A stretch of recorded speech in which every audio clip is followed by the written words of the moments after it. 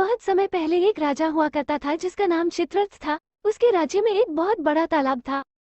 तालाब के चारों तरफ सुंदर फूल और वृक्ष लगे हुए थे। तालाब की सुंदरता से मोहित होकर हंसों का एक झुंड तालाब में आकर रहने लगा। हंसों की उस प्रजाति को हर 6 माह में स्वर्ण पंख निकलते थे। तालाब में रहने के बदले सभी हंस अपने स्वर्ण पंख उस राज्य के राजा को दे देते थे।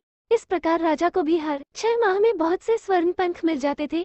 एक दिन उस तालाब में कहीं से एक बड़ा पक्षी आ गया और हंसों के बीच रहने लगा। हंसों को यह बात अच्छी नहीं लगी। हंसों का राजा उस बड़े पक्षी के पास गया और बोला, हम इस तालाब में बहुत समय से रह रहे हैं और इस तालाब में रहने के बदले इस राज्य के राजा को स्वर्ण पंख भी देते हैं।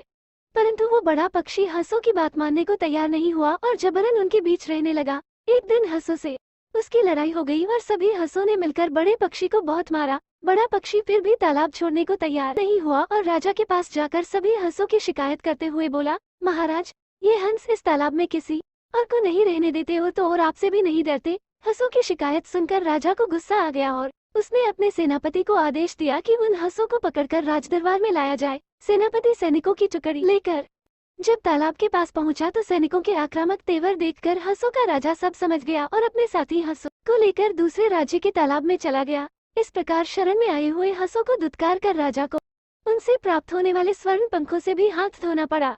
राजा और हंस की कहानी से हमें शिक्षा मिलती है कि शरणागत को कभी दुत्कारना नहीं चाहिए।